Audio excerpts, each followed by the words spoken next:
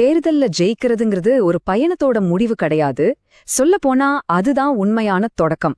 மக்களோட நம்பிக்கைய சம்பாதிச்சு அத ஒவ்வொரு நாளும் காப்பாத்திக்கிறது தான் உண்மையான ஆட்சி. இந்த பகுதியில குன்னம் தொகுதிய உதாரணமா எடுத்துக்கிட்டு வெறும் தேர்தல் வெற்றிய தாண்டி உண்மையான மக்கள் நல ஆட்சியை எப்படி உருவாக்க முடியும்னு ஒரு தெளிவான வரைபடத்தை நாம பார்க்க போறோம். இதுதான் நாம எல்லாரும் நம்மளையே கேட்டுக்க வேண்டிய ஒரு முக்கியமான கேள்வி. ஒரு மக்கள் ஆணைங்கிறது வெறும் மெஷின்ல பதிவாகிற நம்பர் கிடையாது. அது மக்களின் நம்பிக்கை, அவங்களோட எதிர்காலத்தை பத்தின ஒரு பெரிய எதிர்பார்ப்பு. அந்த நம்பிக்கைய எப்படி காப்பாத்திக்கிறது, அதுதான் ஒரு தலைவருக்கு இருக்கிற உண்மையான சவால். வாங்க இத பத்தி ஆழமா பார்க்கலாம். எந்த ஒரு அரசியலையும் நம்ம ஆழமா புரிஞ்சுக்கணும்னா முதல்ல அந்த மண்ணை பத்தி தெரிஞ்சுக்கணும், அந்த மக்களை பத்தி தெரிஞ்சுக்கணும். குன்னத்தோட கதை அங்க இருக்கிற கிராமங்கள்ல இருந்தும் விவசாய நிலங்கள்ல இருந்தும் தான் தொடங்குது. பாருங்க, இதுதான் குன்னம் தொகுதி. பெரம்பலூர் மாவட்டத்துல இருக்கு. தமிழ்நாட்டோட கிராமப்புற யதார்த்தத்துக்கு இது ஒரு மிக சரியான உதாரணம். இங்க இருக்கிற அரசியலை நாம புரிஞ்சுக்கணும்னா முதல்ல இந்த இடத்த நாம சரியா புரிஞ்சுக்கணும். 95.3% இந்த நம்பர் எதை சொல்லுதுன்னு நினைக்கிறீங்க?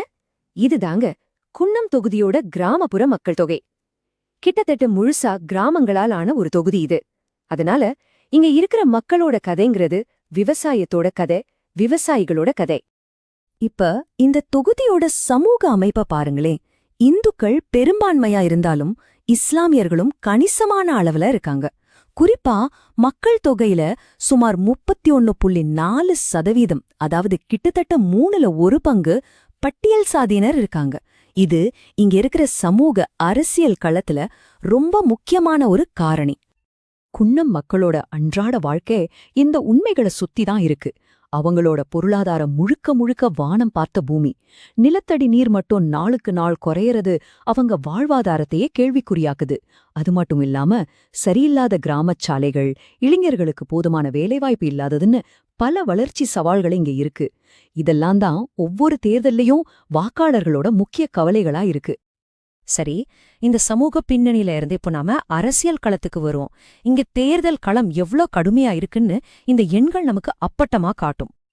இது 2021 சட்டமன்ற தேர்தல்ல பதிவான வாக்கு சதவீதம். யோசிச்சு பாருங்க, இவ்வளவு அதிகமான வாக்குப்பதிவு எதை காட்டுது? இங்க இருக்கிற மக்கள் அரசியல் மேல எவ்வளவு ஈடுபாட்டோட, எவ்வளவு எதிர்பார்ப்புகளோட இருக்காங்கன்னு இது காட்டுது. அவங்க ஒரு மாற்றத்தை எதிர்பார்க்கறாங்க. 6329 இந்த நம்பர் தான் 2021 தேர்தல்ல வெற்றியையும் தோல்வியும் தீர்மானிச்சது. வெறும் 6000 ஓட்டு வித்தியாசம்தான். இந்த மெல்லிய கத்தி முனை மாதிரி இருக்கிற வித்தியாசம்தான் இங்க இருக்கிற அரசியல் பதற்றத்தோட மையம். ஒரு மக்கள் ஆணை எவ்வளவு சுலபமா உடையலாம் என்பதற்கு இதுவே ஒரு பெரிய சாட்சி. இந்த டேபிள கொஞ்சம் பாருங்க. 2016ல அதிமுக ஜெயிக்கிறாங்க, கிட்டத்தட்ட 19,000 ஓட்டு வித்தியாசத்துல. ஆனா வெறும் 5 வருஷத்துல 2021ல திமுக ஜெயிக்கிறாங்க. ஆனா வித்தியாசம் எவ்வளோ? வெறும் 6329 தான். இது என்ன சொல்லுதுன்னா, இந்த தொகுதி எந்த ஒரு கட்சிக்கும் நிரந்தரமான கோட்டை கிடையாது. மக்களோட ஆதரவு எப்ப வேண்டுனாலும் மாறலாம். சரி, இந்த ஓட்டு வித்தியாசமெல்லாம் ஒரு பக்கம் இருக்கட்டும். ஆனா வாக்காளர்களோட மனசுல என்ன ஓடுது? அவங்களோட விரக்திக்கு உண்மையான காரணம் என்ன? மக்களின் அவநம்பிக்கை எங்கிருந்து தொடங்குதுன்னு நம்ம ஆழமா பார்க்கணும். இதெல்லாம் தான் மக்களோட கோபத்துக்கு முக்கியமான காரணங்கள். இளைஞர்களுக்கு வேலை இல்ல, குடிக்க தண்ணி கேட்டு ஆரம்பிச்ச திட்டம் பாதியில நிக்குது, கிராமத்து சாலைகள் இன்னும் சரியில்ல, நலத்திட்டங்கள் சரியா வந்து சேர்றதில்ல, எந்த ஒரு பெரிய வளர்ச்சி திட்டமோ கண்ணுக்கு தெரியாததால மக்களின் கோபம் நாளுக்கு நாள் அதிகமாகுது. இத நாம நலத்திட்டச் சோர்வுன்னு கூட சொல்லலாம். அப்படின்னா என்னன்னா, மக்கள் திட்டங்களுக்கு எதிரானவங்க இல்ல, ஆனா கொடுத்த வாக்குறுதிகள் நிறைவேறாததாலையும் திட்டங்கள் ரொம்ப தாமதமாகறதாலையும் அவங்க நம்பிக்கையும் இழந்துட்டாங்க. தங்களுக்கு கிடைக்கிற பலன்கள் அவங்க வாழ்க்கையில ஒரு உண்மையான பெரிய மாற்றத்தை கொண்டு வரலன்னு அவங்க நினைக்க ஆரம்பிக்கிறாங்க. அதுதான் அந்த சோர்வு. இது ரொம்ப ரொம்ப முக்கியமான ஒரு விஷயம். நம்ம ஜனநாயகத்துல பொதுவெளியில பேசுற ஒவ்வொரு பேச்சும் தகவல்களோட பொறுப்போட இருக்கணும். அது ஒவ்வொரு குடிமகனோட கண்ணியத்தையும் காப்பாத்தணும். காத்துல பறக்க விடுற வாக்குறுதிகள் மக்களோட நம்பிக்கையை மட்டும் உடைக்கிறதில்ல, ஒரு ஆட்சியோட அடித்தளத்தையே அது ஆட்டங்காண வைக்குது. முன்னாடி இருந்த அரசியல் கணக்குகளும் இப்போ மாறிடுச்சு. ஒரு காலத்துல ஒரு குறிப்பிட்ட சாதி வாக்குகள் மொத்தமா ஒரு கட்சிக்கு போகும். ஆனா இப்போ நிலைமை அப்படி இல்ல. குறிப்பா பெரும்பான்மையா இருக்கிற பன்னியர் சமூகத்தோட வாக்குகள் பல கட்சிகளுக்கு மத்தியில சிதறுது. இததான் சாதி நகர்வுன்னு சொல்றாங்க. இதனால பழைய தேர்தல் கணக்குகள் இப்போ வேலைக்கே ஆகுறதில்ல. வெற்றி யார் பக்கம்னு கணிக்கவே முடியல. பழைய அரசியல் கணக்குகள் எல்லாம் வேலைக்கு ஆகாத இந்த நேரத்துல எது உண்மையிலேயே பலன் கொடுக்கும்?